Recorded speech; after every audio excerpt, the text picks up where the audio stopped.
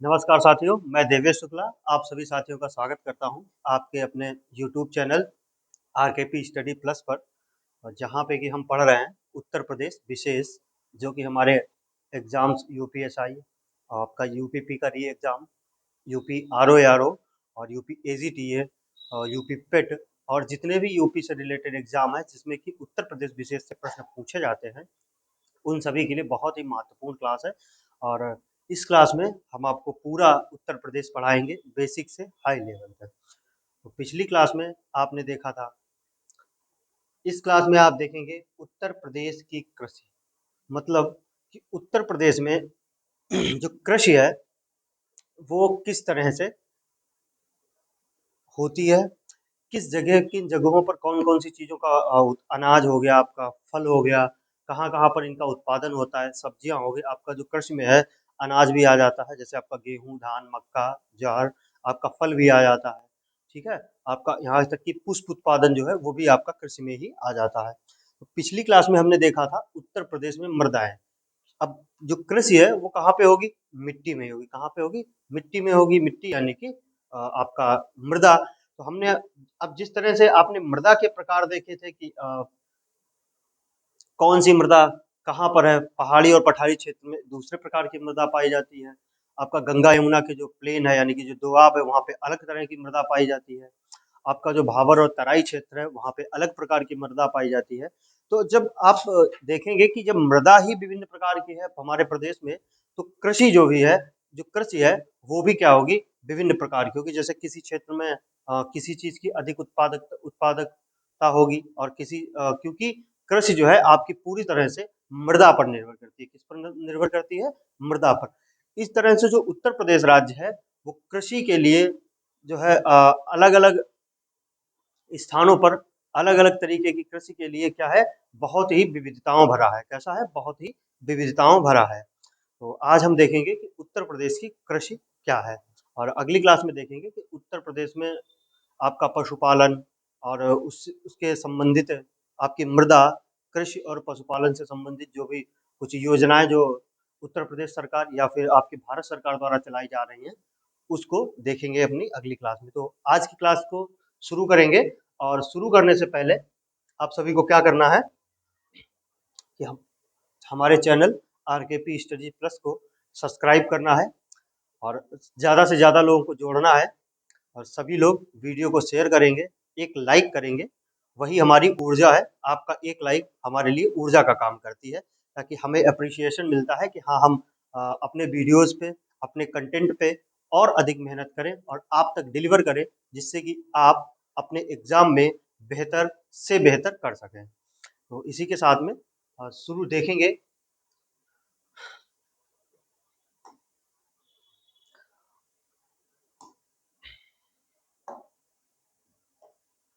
कृषि। क्या आपका? कृषि। तो कृषि हमने आपको कृषि के बारे में बताया। अब जो कृषि है, जो उत्तर प्रदेश हमारे राज्य की जनसंख्या है, उसमें क्या है, ऐसा तो है नहीं कि उत्तर प्रदेश की जितनी भी जनसंख्या है, वो सारी कृषि में ही लगी हुई है, नहीं। तो उत्तर प्रदेश की कुछ जनसंख्या है, कुछ भाग जनसंख्या का कृषि में लगा है और उस कृषि में भी दो तरह से कृषि में लगा है। कितने तरह से? दो तरह से कृषि में लगा है। ध्यान से सुनिएगा। एक तो है आपके कृषक। कौन? कृषक। और दूसरे आपके हैं कृषि श्रमिक। क्या? एक तो कृषक हो गए, दूसरे हो गए कृषि श्रमिक। अब इन दो में क्या अंतर है? आप समझिए कि एक तो हो गया कृषक। कृषक वो होते हैं जिनका अपना खेत होता है। खेत होता है जिसपे कि वो क्या करते हैं? कृषि करते हैं। जैसे मान लीजिए आपके पड़ोस में कोई रहता है, उनके पास जो है आप मान लीजिए 50 बीघा खेत है। कितना खेत है? 50 बीघा खेत है। वो अपने ट्रैक्टर के द्वारा, अपने और संसाधनों के द्वारा, जो भी हमारे आधुनिक संसाधन हैं कृषि के लिए, उनके द्वारा स्वयं खेती करते हैं। चाहे वो अपना गन्ना बोएँ, गेहूँ बोएँ, कुछ भी चीज़, कोई भी चीज़ की कृषि करें, तो चाहे वो आपका पशुपालन उसी में हो जाएगा, आ जाएगा, आपका फलोत्पादन हो जाएगा, चाहे वो फल की खेती करें, चाहे वो आपकी पुष्प की खेती करें, तो वो जो है, वो क्या कहलाएँगे? वो आपके कहलाएँगे कृषक। क्या कहलाएँगे? कृषक। तो जो अब कृषक आपने जान लिया कौन? कि जिसकी अपनी खेती है, खेत है और वो खुद खुद से ही उसको कृषि में फसलों का उत्पादन करता है, तो वो हो जाएगा आपका कृषक। अब हमने दूसरा आपको बताया कृषक, कृषि श्रमिक, क्या कृषि श्रमिक। जैसे आपके दूसरे पड़ोस में एक लोग हैं, वो उनके पास मान लीजिए 100 बीघा खेती है, लेकिन वो रहते हैं गांव में न रह करके शहर में रहते हैं। कहाँ रहते हैं? शहर में रहते हैं। अब जो बंदा शहर में रहेगा वो ऐसा तो है नहीं कि सुबह बाइक लेके आएगा या गाड़ी से आएगा, 10 से 5 खेती करेगा और घर चला जाएगा। क्योंकि कृषि, जब आप खेती करेंगे तो उसमें आपको पूरी रात रात और दिन पूरे 24/7 लगना पड़ता है। ये नौकरी नहीं है कि 10 से 5 की और निकल लिए। तो अब वो जो बंदा शहर में बैठा है जिसके पास 100 बीघे खेती है, वो अपनी खेती कराएगा, खुद नहीं करेगा, कराएगा। जैसे 2 प्रकार से खेती कराई जा सकती है, 3 प्रकार से। एक तो खुद न करके पैसे पे दूसरे के द्वारा करवाना। जैसे हम गए, हमने कहा भाई हमारे खेत में आपको पानी लगाना है या खाद छिड़कनी है या कोई कीटनाशक छिड़कना है या इसकी जुताई करनी है या रुपाई करनी है या फिर उसको जो है उससे अनाज निकालना है, तो हम सामने वाले को जो पैसा पे करेंगे, तो एक एक तो ये हो गई खेती। इस प्रकार से हम अपनी खेती को करा सकते हैं। दूसरा है जिसको हम गाँव में कहते हैं बटाईदार। क्या? बटाईदार। बटाईदार का मतलब ये है कि खेत हमारा, मेहनत सामने वाले की, जो करेगा उसको, लागत आधी-आधी, तो जो फसल का उत्पादन होगा वो भी होगा आधा-आधा। तो ये क्या हो गया? ये हो गया आपका बटाई खेती, इसे कहते हैं। तीसरा प्रकार होता है कि जैसे हमने आपको जो खेत है वो हमने आपको लीज पे दे दिया कि आप जो है हमें 1 साल का 50,000 रुपए देंगे और 10 बीघे खेत में आप कुछ भी करिए। चाहे आप उसमें खेती करिए, चाहे ना करिए, चाहे उसको ऐसे ही पड़ा रहने दीजिए, हमें मतलब नहीं है। चाहे आपका 1 कुंतल अनाज पैदा हो, चाहे आपका 50 कुंतल अनाज पैदा हो, हमसे मतलब नहीं है। मुझे अपने खेत के 1 साल का 10,000 रुपए चाहिए। तो इस प्रकार की खेती। तो जो इस प्रकार की खेती होती, चाहे वो पैसे लेकर के खेती करें, पैसे दे करके खेती करें, चाहे वो आपसे पैसे लेकर के मतलब दिहाड़ी मजदूरी पे खेती करें, और या फिर वो आपका बटाई करे। तो जो ये तीनों प्रकार के लोग होते हैं, ये हमारे होते हैं क्या? कृषि श्रमिक। क्या होते हैं? कृषि श्रमिक। तो कृषक वो हो गया जो अपनी खेती स्वयं करता है, और कृषि श्रमिक वो होता है जो अपनी खेती न करके, अपने पास खेत नहीं होता है जिनके पास, वो अपनी खेती नहीं करके दूसरे की खेती को करते हैं, उन्हें क्या कहते हैं? कृषक श्रमिक कहते हैं। तो इतनी बात आपके समझ में आ गई। अब देखें क्या है। सन 2011 की जनगणना के अनुसार प्रदेश की कुल कार्यशील जनसंख्या के 59.3% लोग कृषि एवं संबद्ध क्षेत्र से में नियोजित हैं। ठीक है।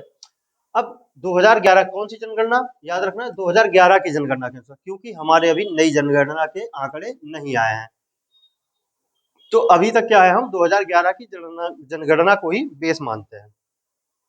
तो 2011 की जनगणना के अनुसार प्रदेश की कुल कार्यशील जनसंख्या किसमें से? अब टोटल जनसंख्या में से नहीं, क्योंकि टोटल जनसंख्या में तो आपके बच्चे भी आ जाएंगे, आपके बुजुर्ग भी आ जाएंगे। तो ना ही बच्चे कृषि करेंगे, ना ही बुजुर्ग लोग कृषि करेंगे जो अति बुजुर्ग हैं। तो किस जनसंख्या? कार्यशील जनसंख्या, याद रखना है। कार्यशील जनसंख्या के 59.3% लोग, जितनी भी कार्यशील जनसंख्या है, चाहे वो महिला हो चाहे वो पुरुष हो, उनमें से जो कार्यशील जनसंख्या है, उनमें से 59.3% लोग क्या करते हैं? कृषि एवं संबद्ध क्षेत्र में नियोजित है। कितने? 59.3% लोग कृषि एवं संबद्ध क्षेत्र से नियोजित है। पहली बात। दूसरा, अब इसमें से भी जो 29% लोग हैं, 29% लोग हैं, वो क्या है? कृषक हैं। क्या है? कृषक हैं। और आगे देखेंगे, अब जो बचे आपके कितने हैं? 30.3% जो ये लोग हैं, ये आपके कहाँ हैं? कृषि श्रमिक। क्या है? कृषि श्रमिक।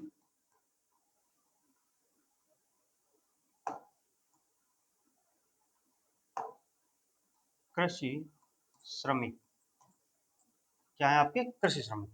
तो जो ये जो 59.3% लोग हैं, इनमें से आपके 29% कृषक हैं और 30.3% क्या है? कृषि श्रमिक हैं। हमने आपको बताया कि कृषक क्या होते हैं और कृषि श्रमिक क्या होते हैं। तो यहाँ से आप इतनी बात समझ गए होंगे।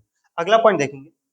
वर्ष 2022-23 में प्रदेश के सकल घरेलू उत्पाद प्रदेश के सकल घरेलू उत्पाद में कृषि का योगदान 26% है। कितना है? 26% है। अब ये सकल घरेलू उत्पाद क्या होता है? सकल घरेलू उत्पाद, इसको इंग्लिश में कहते हैं जीडीपी, यानी कि ग्रॉस डोमेस्टिक प्रोडक्ट। अब ये क्या है, प्रदेश का है, तो यहाँ पे लिख दीजिए यस। तो इसे क्या कहेंगे, एसजीडीपी। क्या, एसजीडीपी, यानी कि स्टेट ग्रॉस डोमेस्टिक प्रोडक्ट। ये हर स्टेट का अपना अलग अलग होता है, लेकिन अगर आप भारत के परिप्रेक्ष्य में बात करेंगे तो वहां पे सिर्फ जीडीपी का प्रयोग किया जाता है। किसका प्रयोग किया जाता है, जीडीपी, यानी कि ग्रॉस डोमेस्टिक प्रोडक्ट। अब ये जीडीपी होता क्या है, ग्रॉस डोमेस्टिक प्रोडक्ट। अब देखिए इसकी जो फुल फॉर्म है, इसी में इसकी आपकी परिभाषा छिपी हुई है। क्या, ग्रॉस का मतलब हो गया कुल। क्या, ग्रॉस का हो गया कुल। कुल, डोमेस्टिक यानी कि घरेलू, और प्रोडक्ट यानी कि उत्पाद।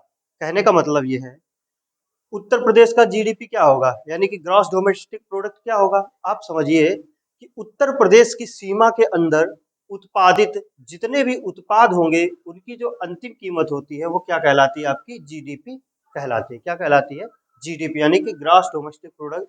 जितनी भी चीजें उत्पादित हुई हैं वो क्या है, आपकी जीडीपी कहलाएंगी। तो ये हो गया आपका कि क्या, स्टेट जीडीपी, यानी कि स्टेट ग्रॉस डोमेस्टिक प्रोडक्ट।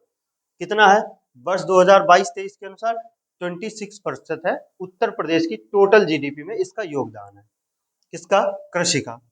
वर्ष 2022-23 में कृषि विकास दर, क्या, कृषि विकास दर कितनी हो गई, 18.2%। ये भी आपको याद रखना है, आपसे पूछ लेगा कि 2022-23 में उत्तर प्रदेश की कृषि विकास दर कितनी हो गई है। कितनी हो गई मतलब पहले कुछ कम थी और अब बढ़ के इतनी हो गई, तो ये भी आपको याद रखना है। 2022-23 में उत्तर प्रदेश में कृषि विकास दर 18.2% हो गई। ठीक, अगला है, उत्तर प्रदेश में कुल 9 कृषि जलवायु प्रदेश हैं। ये आपका मोस्ट इंपॉर्टेंट, आपसे डायरेक्ट पूछ लेता है कि उत्तर प्रदेश में कुल कृषि जलवायु प्रदेश कितने हैं, तो ये आपका मोस्ट इंपॉर्टेंट हो जाएगा। ये आपको जो 9 है ये याद नहीं रखना है, ये है किस, कैसे, वो हम आपको बताते हैं। जैसे हमने देखा था उत्तर प्रदेश का मैप देखा था, फिर हमने उसकी मृदाएं देखी थी। तो मृदा में क्या है, ये भावर तराई क्षेत्र है, ठीक है, और गंगा यमुना का पूर्वी क्षेत्र, पूर्वी मैदान, मध्य मैदान, और आपका पश्चिमी मैदान, या फिर थोड़ा सा नीचे बुंदेलखंड का मैदान। तो इस तरह से जो बुंदेलखंड क्षेत्र है, इस तरह से हमने क्या किया है, कृषि जलवायु, क्योंकि उत्तर प्रदेश में ही जलवायु क्या है, अलग अलग जगह पर अलग अलग है, इसलिए वहां पे खेती, कहीं पे कोई चीज पैदा हो रही है, कहीं पे किसी चीज की पैदावार है। तो इसलिए हमने क्या किया, उत्तर प्रदेश में कृषि जलवायु क्षेत्रों को कितने भागों में बांट लिया, 9 भागों में। कितने भागों में बांट दिया, 9 भागों में बांट दिया। तो देखा यहाँ पे कितने भागों में, 9 भागों में। आगे बढ़ेंगे, आगे हमारा फसल चक्र। फसल चक्र, अब ये फसल चक्र क्या मर्ज है, फसल चक्र है क्या, अब जैसे, अब एक बात बताइए, जैसे अगर आप जैसे खाना खाते हैं, क्या, आप खाना खाते हैं, अब सुबह भी खिचड़ी, दोपहर में भी खिचड़ी, शाम को भी खिचड़ी, अगले दिन उठे फिर खिचड़ी, फिर खिचड़ी, फिर खिचड़ी, तीसरे दिन उठे फिर खिचड़ी, फिर खिचड़ी, फिर खिचड़ी, मतलब सुबह दोपहर शाम। अगर आप ऐसे ही 3 से 4 दिन करेंगे तो पहली तो बात, आपकी इच्छा नहीं बचेगी, भूख होगी तब भी खाने का मन नहीं होगा, पहली बात। दूसरी चीज क्या है कि आपकी बॉडी है जो है वो खिचड़ी के प्रति उसको अनिच्छा हो जाएगी, और वो खिचड़ी को ना पचाएगी, आपका पेट फर्जी में खराब हो जाएगा। उसी तरह से हमारी जो पृथ्वी है, हमारी जो मृदा है, उसमें हम क्या करते हैं, एक साल के अंदर कई फसलें बोते हैं। सेम फसल नहीं बोते, ये नहीं पहले गेहूं किया, गेहूं पैदा हुआ, अब गेहूं को काट के फिर गेहूं बो दिया, उसके बाद में फिर गेहूं बो दिया। ऐसा इसलिए करते हैं क्योंकि अब गेहूं को पता चला किसी और उर्वरा उर्वरा जो शक्ति है उसकी मृदा की दूसरी है, तो पता चला गेहूं को दूसरी चाहिए। जैसे अब उसके बाद दाल बो दी तो दाल को पता चला नाइट्रोजन चाहिए, जो चीज गेहूं को चाहिए थी वो नहीं चाहिए। तो क्या होता है, जैसे जो चीज गेहूं को चाहिए थी वो मान लीजिए 3-4 महीने गेहूं रहा आपका खेत में, तो गेहूं ने वो चीज ले ली, ठीक है, गेहूं ने क्या किया, वो चीज पृथ्वी से, मृदा से ले ली। अब 8 महीने उसने उस खेत पे मान लीजिए बो दिया गया, क्या, 8 महीने में 4 महीने आपका दाल बो दी गई, अगले 4 महीने मान लो उसको ऐसे ही छोड़ दिया गया। तो अब जो गेहूं वाला था वो 4 महीने यूज हुआ, अब ये 8 महीने बच गया, तो जब अगली बार आप गेहूं बोएंगे तो क्या है, तब तक के लिए ये फिर से इसने अपना स्टोर कर लिया, क्या, फिर से स्टोर कर लिया।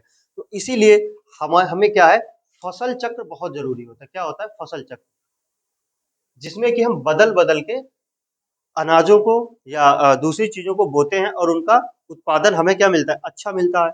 फसल चक्र के और फायदे क्या है, इससे क्या है, मृदा अपरदन नहीं होता है। क्या होता है, मृदा अपरदन नहीं होता है आपका। और जो सिंचाई है, सिंचाई में भी आपको बहुत सारे फायदे होते हैं। जैसे बरसात के समय में आपने जिन जिन भी फसलों को ज्यादा पानी की आवश्यकता है उनको बो दिया, तो क्या हुआ, आपको सिंचाई नहीं करनी पड़ रही है ज्यादा। और क्या है, आपको बारिश हो रही है तो आपकी क्या है, उत्पादकता हो रही है। तो इसी तरह ये तो हो गया आपका फसल चक्र।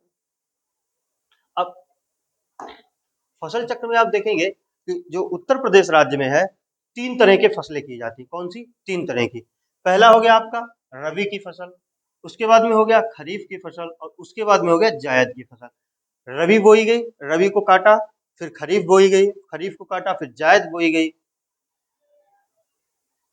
खरीफ, फिर जायद, और जायद से फिर रबी, और रबी से फिर खरीफ, खरीफ से फिर रबी, और रबी से फिर जायद। तो यही हमारा क्या हो जाता है, फसल चक्र। क्या हो जाता है हमारा, फसल चक्र हो जाता है।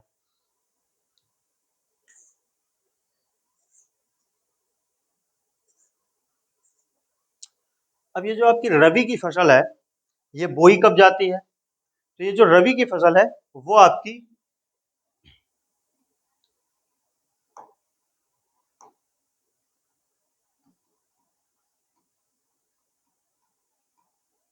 अक्टूबर से लेकर के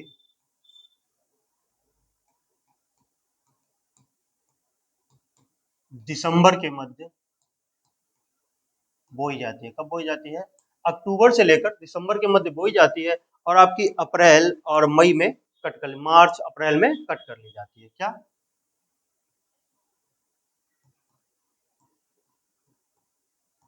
मार्च अप्रैल में काट ली जाती है। ठीक, रबी की फसल अक्टूबर से दिसंबर के मध्य बोई जाती है और मार्च और अप्रैल महीने में काट ली जाती है। जो रबी की फसल होती है, इसको जो है अधिक टेम्परेचर, सॉरी कम टेम्परेचर, और जो पानी होता है, जो जल होता है, उसकी जो है इसको एक नॉमिनल मात्रा ही जरूरत होती है। सामान्य ताप, कम सिंचाई, इसीलिए इसे, अब देखिए, अक्टूबर और नवंबर आते आते क्या होता है, धीरे धीरे सर्दी बढ़ जा, सर्दी शुरू होने लगती है। क्या होती है, सर्दियां, यानी कि ठंड पड़नी शुरू हो जाती है। तो ठंड में तो वैसे भी इंसान ही पानी कम पीता है, तो फिर फसल क्या करेगी। तो क्या होता है, इसके लिए सामान्य ताप और कम सिंचाई की आवश्यकता होती है।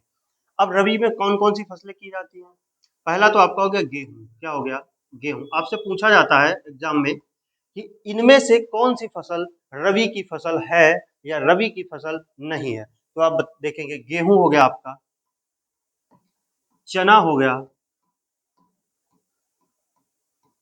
सरसों हो गया, क्या, सरसों हो गया आपका, मसूर हो गया, मटर हो गया। गेहूं, चना, सरसों, मसूर, मटर, ये सारी फसलें कैसी हैं आपकी, ये सारी फसलें हैं आपकी रबी की फसलें। कैसी, रबी की फसलें हैं। तो ये हो गया आपका रबी की फसल। अब देखेंगे खरीफ की फसल। क्या, खरीफ की फसल। तो खरीफ की फसल में कौन कौन आता है, धान हो गया, आपका अलसी हो गया,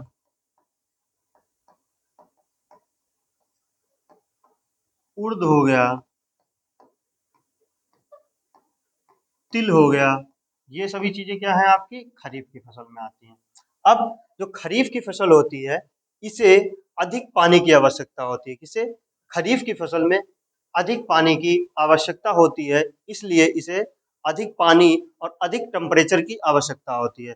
इसीलिए इसको क्या करते हैं आप, तो हम खरीफ की फसल को बोते हैं। तो खरीफ की फसल कब बोते हैं, खरीफ की फसल आपकी जून जुलाई से बोई जानी शुरू होती है, और आपकी सितंबर में, सितंबर तक कट कर ली जाती है। सितंबर तक क्या किया जाता है, इसको कट कर लिया जाता है। तो आपकी जून जुलाई से बुआई शुरू होती है, क्योंकि जून में, जून के आप मान के चलिए जुलाई से ही शुरू होती है, क्योंकि जुलाई में हमारे यहाँ क्या होने लगती है, बारिश होने लगती है। जून के लास्ट वीक से जुलाई के मध्य क्या होती है, जुलाई अगस्त में बारिश होती है, तो इसलिए इसकी बुवाई यहाँ से शुरू होती है और सितंबर आते आते इसको कट कर लिया जाता है। तो और जब बारिश होगी तो क्या होगी, अधिक सिंचाई की इसे जरूरत पड़ती है, अधिक सिंचाई, अधिक सिंचाई। तो ये आपकी हो गई क्या, खरीफ। अगला है जायद। जो जायद की फसल है, इसे अत्यधिक टेम्परेचर की जरूरत होती है। किसकी जरूरत होती है, अधिक तापमान की जरूरत होती है, अधिक तापमान। अब अधिक तापमान सबसे ज्यादा कब होता है, अधिक तापमान होता है आपका अप्रैल से लेकर के जून तक, अप्रैल से जून तक। तो इस फसल को, जायद की फसल को अप्रैल में बोना शुरू करते हैं और जून में क्या करते हैं, जून आते आते इसको हम काट लेते हैं। अब इसमें कौन कौन सी आती हैं, जैसे आपने देखा होगा तरबूज, क्या, तरबूज, खरबूज,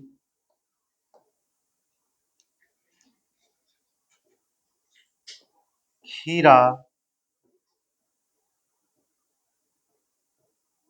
ककड़ी आदि। अब आप लोगों का एक प्रश्न हो सकता है कि सर गन्ना कौन सी फसल है। गन्ना जो है ये आपका रबी में आएगा या खरीफ में आएगा या फिर जायद में आएगा। तो गन्ना जो है आपका वो रबी और खरीफ दोनों में आएगा, रबी और खरीफ दोनों में आएगा। ये गन्ना जो है आप रबी की फसल के साथ भी बो सकते हैं और गन्ना को खरीफ की फसल के साथ भी बो सकते हैं। तो आपने देखा फसल चक्र, और फसल चक्र में देखा कि हमारे प्रदेश में कौन कौन सी फसलें होती हैं जो फसल चक्र के अंतर्गत आती हैं। आपने पहला देखा रबी, दूसरा देखा खरीफ और तीसरा देखा जायद। आपसे एग्जामिनर डायरेक्ट पूछता है कि मसूर की फसल, जो मसूर है वो किसके अंतर्गत आती है, रबी के अंतर्गत, खरीफ के अंतर्गत या फिर जायद के अंतर्गत। तो उम्मीद है आप सबको समझ में आया होगा। बढ़ेंगे अगले, आगे की तरफ। अब देखिए कुछ चीजें हैं जो बहुत ही महत्वपूर्ण है आपके एग्जाम के पॉइंट ऑफ व्यू से, वो मैंने आपको यहाँ पे ली हुई है। तंबाकू, उत्तर प्रदेश में तंबाकू की खेती भी होती है, क्या, तंबाकू की खेती भी होती है। अब तंबाकू की खेती के लिए प्रसिद्ध क्या है, मैनपुरी। कौन सा जिला, मैनपुरी। तंबाकू की खेती जो है मुख्यतः मैनपुरी जिले में होती है। वैसे तो इसको सहारनपुर और आपका इटावा, एटा, वहां पे भी थोड़ा बहुत आपकी जो है तंबाकू की खेती होती है, लेकिन मुख्यतः जो तंबाकू की खेती है वो आपकी मैनपुरी जिले में होती है। कहाँ पे होती है, मैनपुरी जिले में। अगला है अफीम। अफीम जो है बाराबंकी जनपद सबसे बड़ा उत्पादक जनपद। जो अफीम है उसकी एक बड़ी मात्रा में खेती कहाँ की जाती है, बाराबंकी में। आप याद रखें कहाँ पे, बाराबंकी जनपद में। बाराबंकी के साथ साथ गाजीपुर में भी की जाती है, गाजीपुर में भी की जाती है।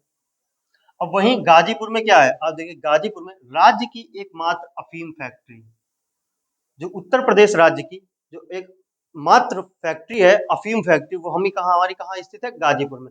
सबसे बड़ा उत्पादक जनपद कौन सा है अफीम का, बाराबंकी, लेकिन जो अफीम फैक्ट्री है वो आपकी गाजीपुर में। याद रखें, यही कंफ्यूजन है यहाँ पे, और एग्जामिनर यहीं से प्रश्न उठाता है कि बच्चे ने पढ़ा कि अफीम बाराबंकी, और सोचेगा जब अफीम बाराबंकी में सबसे ज्यादा उत्पादित होती है तो वहीं पे इसकी फैक्ट्री भी होगी। लेकिन बच्चों ऐसा बिल्कुल नहीं है कि अफीम जहाँ सबसे ज्यादा उत्पादित होती है वहीं सबसे ज्यादा, वहीं पे उसकी फैक्ट्री हो। क्या है कि अफीम उत्पादित तो बाराबंकी जनपद में होती है, लेकिन इसकी जो फैक्ट्री है वो आपकी कहाँ स्थित है, गाजीपुर में स्थित है। अगला, प्रदेश में उद्यान एवं प्रसंस्करण विभाग की स्थापना 1974 में की गई। आपको याद रखना है कि प्रदेश में उद्यान एवं प्रसंस्करण विभाग की स्थापना कब की गई, 1974 में। आपसे डायरेक्ट प्रश्न पूछ लेता है कि उत्तर प्रदेश राज्य में उद्यान एवं प्रसंस्करण विभाग की स्थापना किस सन में की गई। तो आपका सही जवाब क्या होगा, 1947।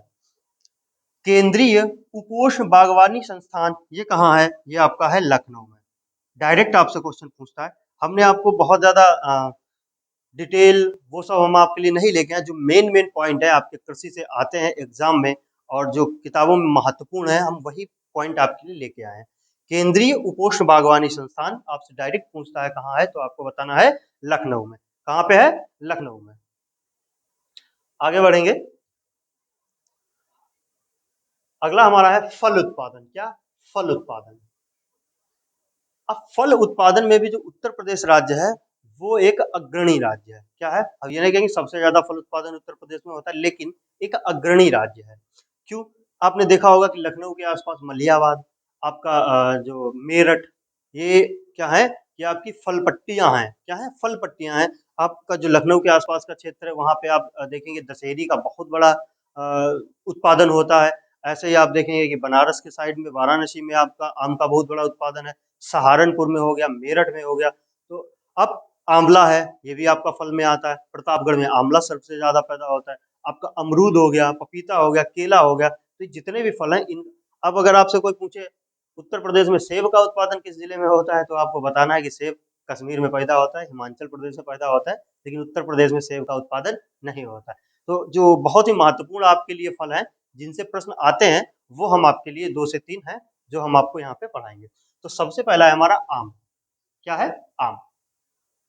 लखनऊ का मलिहाबादी, दशहरी, लंगड़ा एवं बॉम्बे ग्रीन। अब देखिए, जो लखनऊ के आसपास जो मलिहाबाद क्षेत्र है, वहां पे जो आमों का उत्पादन होता है उसे क्या कहते हैं? मलिहाबादी दशहरी। क्या कहते हैं? मलिहाबादी दशहरी, या फिर लंगड़ा। नहीं, मतलब मलिहाबादी दशहरी भी है, वहां पे उगाई जाती है, उत्पादन होता है। लंगड़ा और बॉम्बे ग्रीन। किसका? बॉम्बे। अगर आपसे पूछ ले कि बॉम्बे ग्रीन जो आम है इसका उत्पादन किस क्षेत्र में किया जाता है, तो आपको बताना है कहाँ? लखनऊ के आसपास मलिहाबाद में। कहाँ पे? मलिहाबाद में। प्रसिद्ध पूछ लिया जाता है कि लखनऊ का मलिहाबादी दशहरी प्रसिद्ध है, लंगड़ा या फिर बॉम्बे ग्रीन। ऐसे ही सहारनपुर का सफेदा व चौसा। जो सहारनपुर है वहां का सफेदा और चौसा आम क्या है? प्रसिद्ध है। क्या क्या है? प्रसिद्ध है। और ये क्या है? आम की एक प्रजाति है। दशहरी, लंगड़ा, बॉम्बे ग्रीन, सफेदा, चौसा, रटोल, लंगड़ा, रामखेड़ा, ये सब क्या है? आपकी बॉम्बे सॉरी आम की प्रजातियां हैं। आपसे पूछ लेता है कि जो सफेदा और चौसा है वो कहाँ का प्रसिद्ध है या उत्पादन होता है, तो सहारनपुर। मेरठ और बागपत का रटौल आम। कौन सा? रटौल आम। कौन सा? रटौल आम। मेरठ और बागपत का रटौल आम, सहारनपुर का सफेदा व चौसा, लखनऊ का मलिहाबादी दशहरी, लंगड़ा एवं बॉम्बे ग्रीन। अगला है वाराणसी का लंगड़ा। वाराणसी में भी लंगड़ा है, लखनऊ भी लंगड़ा है, वाराणसी भी लंगड़ा है। रामखेड़ा वो चौसा आम प्रसिद्ध है। क्या? वाराणसी का कौन सा? लंगड़ा, रामखेड़ा और चौसा आम प्रसिद्ध है। तो याद रखेंगे कि आम की जो प्रजातियां हैं ये किस स्थान पर पाई जाती हैं और किस स्थान पर कौन सी प्रजाति पाई जाती है। प्रदेश में उत्पादित आम को देश के विभिन्न शहरों में नवाब ब्रांड नाम से प्रचारित किया जाता है। किस नाम से प्रचारित किया जाता है? नवाब ब्रांड नाम से। ये बहुत महत्वपूर्ण लाइन है आपकी कि जो प्रदेश में आम का उत्पादन होता है इसे जो है क्या करते हैं? हम नवाब ब्रांड के नाम से प्रचारित करते हैं दूसरे राज्यों में या फिर आपके देश के बाहर, नवाब ब्रांड। इसी तरह जो आलू हमारे प्रदेश में उत्पादित होता है उसे हम ताज ब्रांड नाम से। किससे? ये दोनों जो प्रश्न है आपके बहुत ही महत्वपूर्ण है कि ताज ब्रांड नाम से किसको प्रचारित किया जाता है? आपके आलू को। और जो आपका है ये नवाब ब्रांड, तो नवाब ब्रांड किसके? किससे? आम को। किसे? आम को। क्योंकि लखनऊ में मलिहाबादी और नवाबों का शहर कौन सा है? लखनऊ। तो याद रखेंगे कि नवाब ब्रांड नाम से आम को प्रसारित किया जाता है। आंवला प्रदेश के विशेष रूप से प्रतापगढ़ में उत्पादित किया जाता है। आंवला नगरी भी इसे कहते हैं। क्या? आंवला नगरी। आंवले की बात आए तो आपको याद रखना है प्रतापगढ़। क्या? प्रतापगढ़। और कुछ नहीं याद रखना है, सिर्फ एक बात। क्या? आंवला का जीआई टैग प्रतापगढ़ के पास। आंवला का ओडीओपी, सॉरी प्रतापगढ़ का ओडीओपी, आंवले से बने प्रोडक्ट जैसे आपका मुरब्बा हो गया और दूसरी चीजें हो गई। तो आंवला प्रतापगढ़, आपको सिर्फ एक लाइन में याद रखना कि आंवला प्रतापगढ़, बस खत्म। इसको लेकर ज्यादा लोड नहीं लेना है। अब अगला है आपका केला। क्या? केला। प्रदेश में वाराणसी, कौशाम्बी, प्रयागराज और गोरखपुर में बड़े पैमाने पर केला पैदा किया जाता है। क्या? केले का उत्पादन किया जाता है। केला पैदा किया जाता है या केले की क्या है? खेती की जाती है।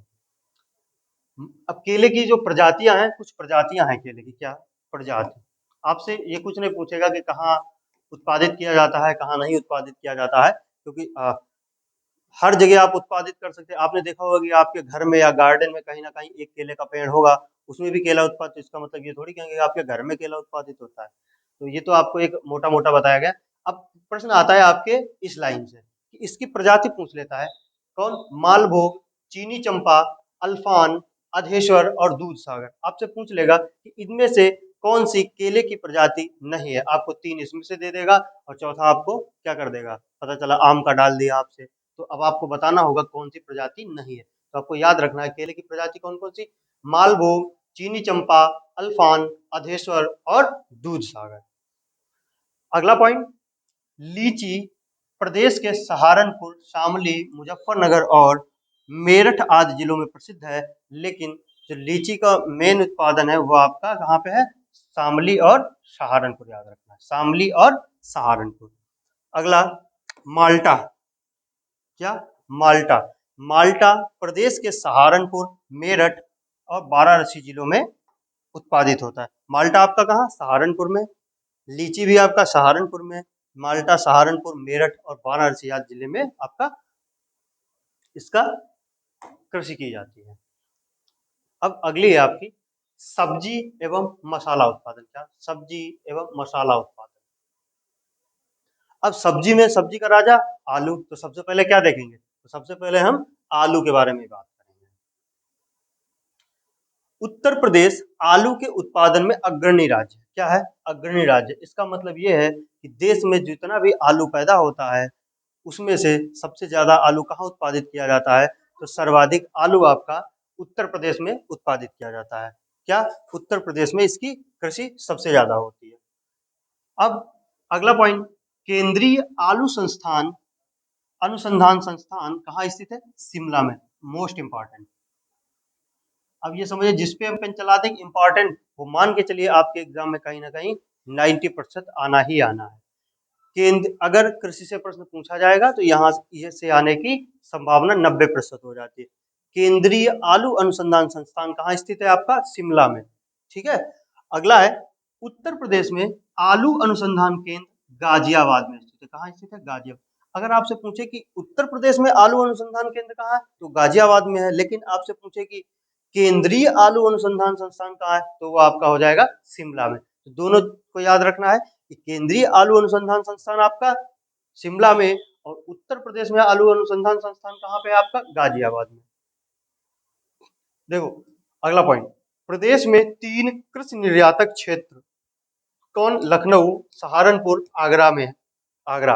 अगर आपसे प्रश्न ऐसे पूछ ले कि उत्तर प्रदेश में कुल कितने कृषि निर्यातक जोन या क्षेत्र हैं, तो आपको क्या बताना है, 3, कितने हैं, 3।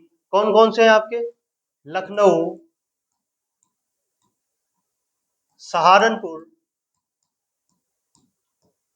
और आगरा, आगरा। अब इनमें से आज जो आगरा वाला है ये किसके लिए है, आलू के लिए, क्या है, आलू के लिए।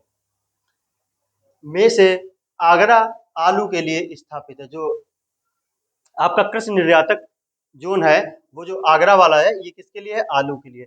अब आलू इसी क्षेत्र में सबसे ज्यादा पैदा भी होता है, जैसे आपका आगरा हो गया, क्या, आलू की खेती बड़े पैमाने पे यहाँ पे होती है। आगरा, इटावा, कन्नौज, फर्रुखाबाद, इस क्षेत्र में क्या है, आलू सबसे ज्यादा पैदा किया जाता है। अब ये देखो आलू को ताज ब्रांड नाम से बेचा जाता है, कौन सा ब्रांड नाम, ताज,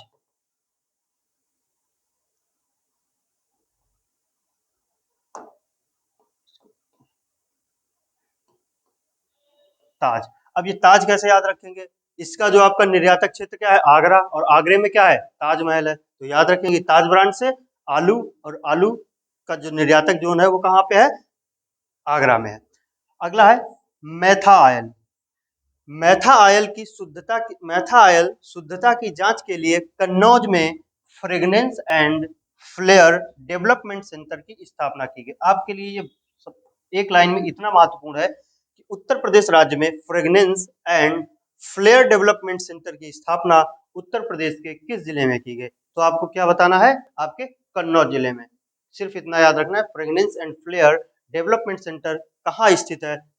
तो आपका बताना है वो आपका स्थित है कन्नौज में। कहाँ स्थित है? कन्नौज। ये कुछ नहीं पूछेगा कि किसकी शुद्धता के लिए क्या है, ऐसा कुछ नहीं। आपसे सिर्फ सीधा पूछेगा कि कन्नौज में क्या है? Fragrance and flavour development centre की स्थापना। आगे बढ़ेंगे। ये हमारी आज की लास्ट स्लाइड है, तो इसमें देखें क्या है।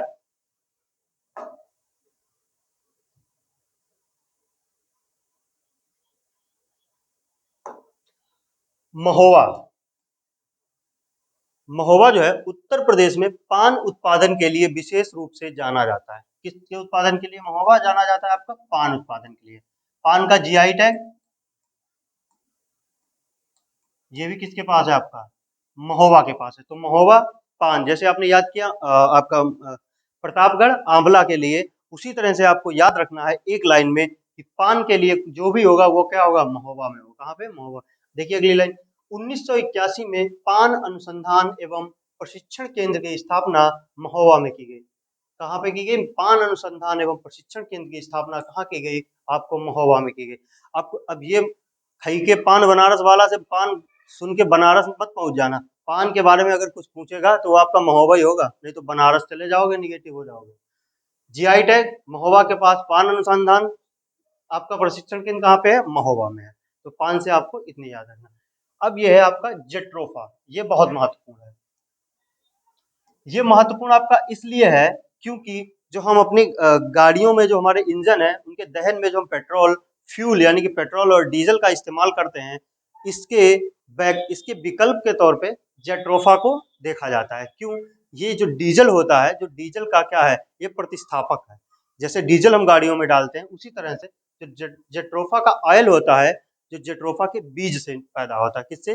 जो कि जेट्रोफा के बीज से पैदा होता है, निकाला जाता है। ये हमारी गाड़ियों में डीजल की जगह पे काम करता है। क्या? गाड़ियों में डीजल की जगह पे काम करता है। तो इसे या तो जेट्रोफा कहते हैं या फिर क्या कहते हैं? रतन ज्योत। क्या कहते हैं? रतन ज्योत। जेट्रोफा के बीज से प्राप्त तेल का उपयोग डीजल के विकल्प के रूप में किया जाता है। ये लाइन हमने आपको बता दी। बायोटेक पार्क की देखरेख में बक्सी तालाब स्थित परिसर में जेट्रोफा क्लोनिंग गार्डन परियोजना चलाई जा रही है। अगर आपसे पूछे कि जो जेट्रोफा है रतन यानी कि जो रतन ज्योति है, इसके लिए इसकी देखरेख के में जो है आपका जेट्रोफा क्लोनिंग गार्डन कहाँ चलाई जा रही है? तो आपकी है बक्सी का तालाब। बक्सी, यहाँ पे का भी लिख लीजिएगा। बक्सी का तालाब, जिसे कि हम बीकेटी भी कहते हैं। और ये हमारा कहाँ है? ये हमारा है लखनऊ में। कहाँ पे है? लखनऊ में। तो याद रखेंगे आप कि हमारा ये जो जेट्रोफा है ये कहाँ पे है? इसके जो जेट्रोफा क्लोनिंग गार्डन परियोजना है ये हमारी बक्सी का तालाब लखनऊ में चलाई जा रही है। जो जेट्रोफा से आपको इतनी बात याद रखनी। इसमें एक बात और है कि इसमें जो बीज आता है ना वो 4 साल में आता है। जैसे इस साल इसको अगर बोया है तो 4 साल में इसमें बीज आता है। कब आता है? हर 4 साल बाद बीज आता है। और फिर इस उस बीज से हम क्या करते हैं? तेल निकालते हैं, जो कि हमारा डीजल के विकल्प के रूप में काम करता है। तो आज की क्लास में इतना ही। अपनी अगली क्लास में देखेंगे आगे का जो सिलेबस में होगा आपका। कृषि आपकी यहाँ पे समाप्त हो गई। अगले में देखें पशुपालन और उससे उनसे जो रिलेटेड आपका मृदा कृषि और पशुपालन से संबंधित जो भी योजनाएं चलाई जा रही हैं महत्वपूर्ण है आपके एग्जाम के पॉइंट ऑफ व्यू से, उन सभी को हम अपनी अगली क्लास में पढ़ेंगे। तो सभी लोग हंसते रहें, मुस्कुराते रहें और मेहनत करते रहें ताकि आप अपने एग्जाम में अच्छा स्कोर कर सकें और एक सीट पक्की कर सकें। इसी के साथ में सब्सक्राइब जरूर करेंगे सभी लोग, शेयर करेंगे। नमस्कार, धन्यवाद, राधे राधे।